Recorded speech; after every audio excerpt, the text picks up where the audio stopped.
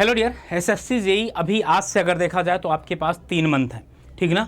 किस तरीके से तैयारी किया जाए, क्योंकि मैं ये चाह रहा हूँ कि कहीं ऐसा ना हो जाए कि आपकी तरफ से कोई छोटी सी भी मिस्टेक ना हो, क्योंकि अगर एक छोटी भी मिस्टेक हो जाती है तो हो सकता है कि आप बाहर भी हो जाएं एसएससी जेई से।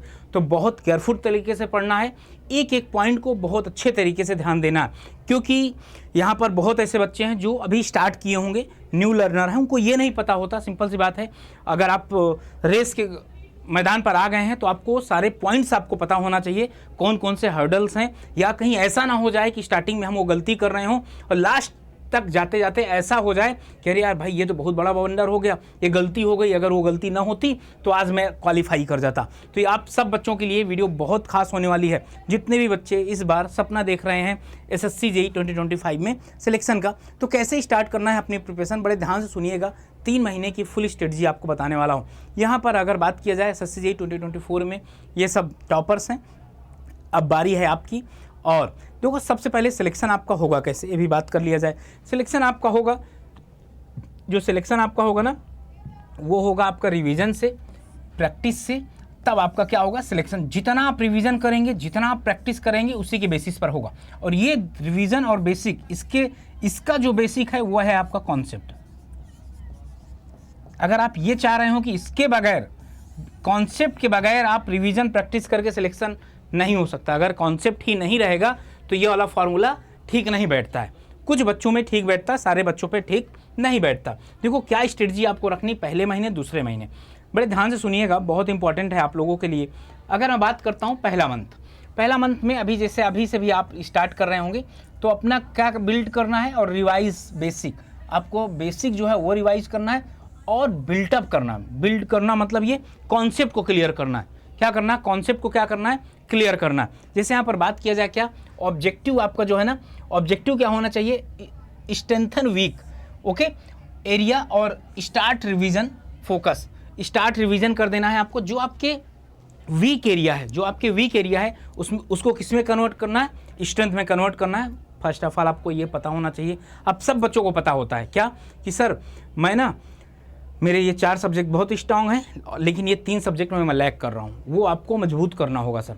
उसके लिए आपको क्या करना चाहिए, आपके प्लान में क्या होना चाहिए। देखो, आप एक बार में तो नहीं पढ़ सकते भाई, समझ रहे हैं ना, एक बार में तो नहीं पढ़ सकते। आपके प्लान में क्या होगा कि 6 से 8 घंटे डेली रूटीन में विद सब्जेक्ट रोटेशन, और 70% यहाँ कॉन्सेप्ट रिवीजन करने, 30% प्रैक्टिस करने। हम गलती क्या करते हैं, हम इसको बहुत, कॉन्सेप्ट को नहीं पढ़ते, लेकिन प्रैक्टिस बहुत ज़्यादा करते रहते हैं। भाई प्रैक्टिस कहाँ से आप बना पाओगे, क्वेश्चन कब बन पाते हैं। आप क्वेश्चन की फीलिंग को आपको समझना है, वो कब समझ पाओगे, जब आप ना उनको बढ़िया से पढ़ोगे, उनका आपको बेसिक पता होगा। तो पहले महीने आपको पूरा बेसिक पर काम करना है अपने ऊपर। अब आपको हो सकता है कि आपके 5 सब्जेक्ट हैं जो आपके स्ट्रांग होंगे, तो उनको नहीं पढ़ना, उनके आप सीधे से MCQ, PYQ, रिवीजन ये सब में डाल दीजिए।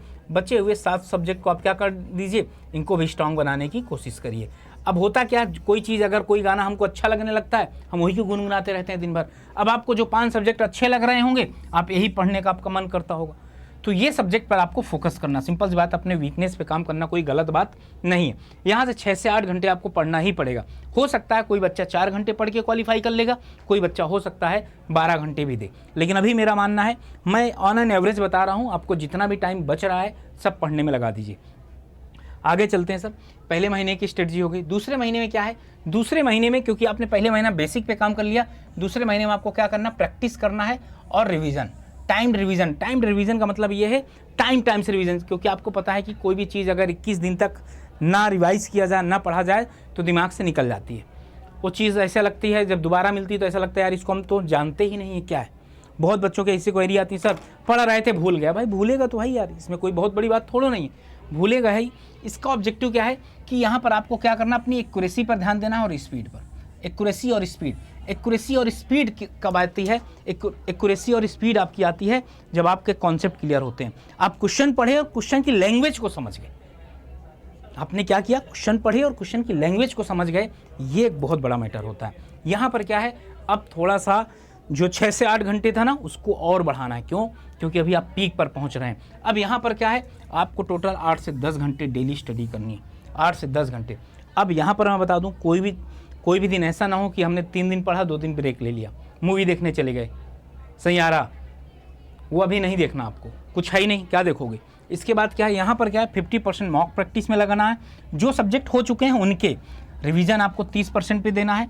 और न्यू टॉपिक, अगर कोई टॉपिक आपको, ये कैसे पता चलेगा, जब आप मॉक टेस्ट देंगे ना तो यहाँ से कोई टॉपिक ऐसा मिलकर आएगा कि यार ये नहीं हो रहा हमसे, तब क्या करो, उस पर काम करो। दूसरे महीने भी क्या करना, उसको उस पर काम करो, क्योंकि ऐसा बोला जाता है कि लास्ट मंथ जो होता है ना उस पर हम बहुत ज़्यादा नए टॉपिक नहीं पढ़ते।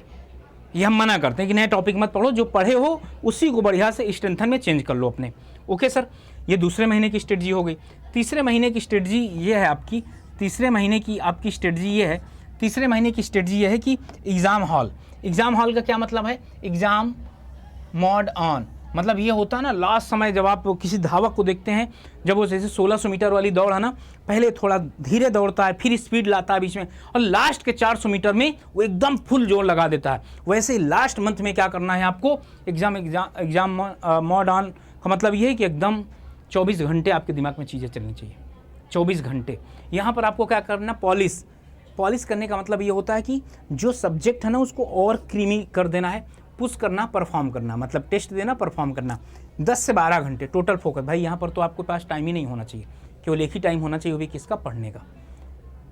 एकदम पढ़ने का, एक भी मिनट इधर उधर नहीं होना चाहिए। अगला, फुल मॉक टेस्ट आप एक लगाइए, उसका एनालिसिस करिए। फुल मॉक टेस्ट अगर आप लगाओगे, टाइमली लगाओगे तो 2 घंटे लग ही जाएगा।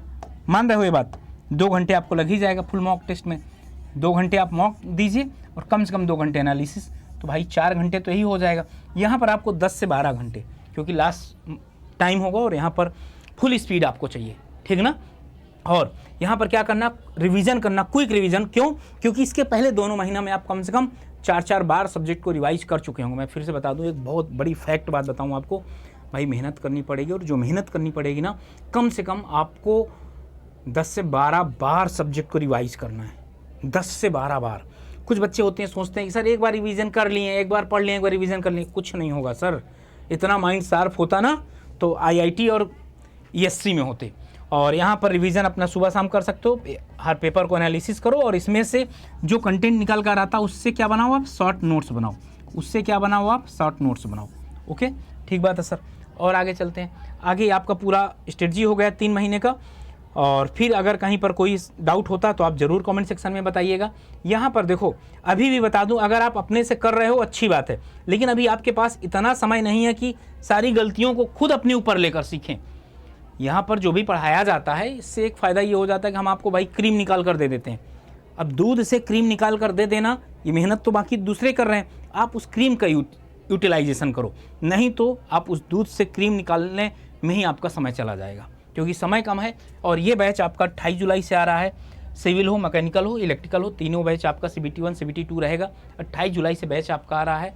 यहाँ पर ये होगा कि कुछ छोटे छोटे सब्जेक्ट जैसे CPM पट हो गया, रेलवे हो गया, हाइड्रोलॉजी हो गया, इरीगेशन हो गया, इनको हम रिकॉर्डेड फॉर्म में दे देंगे, वो भी आप सैटरडे संडे पूरा करते रहेंगे। बाकी सब्जेक्ट आपके लाइव चलेंगे। 3 फैकल्टी रहेंगे तो हो जाएगा। अगर एक महीने में 1-2 सब्जेक्ट खत्म होगा तो 5 सब्जेक्ट, अगले महीने 10 सब्जेक्ट हो जाएगा। 1 महीना पहले नियर अबाउट यहाँ से आपका सिलेबस पूरा हो जाएगा, ठीक है ना। तीनों ब्रांचों की बात है आपकी। तो ये हो गया सर। आगे बात करते हैं। आगे या तो आप सिविल इंजीनियरिंग का महापैक ले सकते हैं जाकर, इसमें SSC JEE RRB JEE सारे एग्जाम का क्या मिल जाएगा, एक्सेस मिल जाएगा आपको। और मैक्सिमम डिस्काउंट अगर आपको चाहिए तो Y579 कूपन कोड क्या कर सकते हैं, आप यूज कर सकते हैं, ठीक है ना। आप अपने हिसाब से यूज कर सकते हैं। अगला, टेलीग्राम ग्रुप है मेरा, आप यहाँ से जुड़ सकते हैं, क्योंकि PDF वगैरह, और डेली शाम में यूट्यूब पर मेरी 6 बजे क्लास चलती है। आप वहाँ पर आएंगे तो बहुत अच्छा लगेगा, क्योंकि वहाँ पर भी मैं, जिनका कॉन्सेप्ट क्लियर है पूरा, उनके लिए बहुत बेहतरीन सेशन होता हो, तो वहाँ पर भी आप जुड़ सकते हैं। बाकी ऐसे ही बने रहें इंजीनियर अड्डा के साथ। अगर सेशन बढ़िया लगा हो, कुछ चीज़ें इंपॉर्टेंट लगी हो, तो सेशन को लाइक करिएगा, चैनल को सब्सक्राइब करना मत भूलिएगा। मिलते हैं फिर इसी तरीके की किसी इन्फॉर्मेशन वीडियो के साथ, तब तक अपना ध्यान रखें, पढ़ाई करते रहें। Okay, bye bye and thank you sir.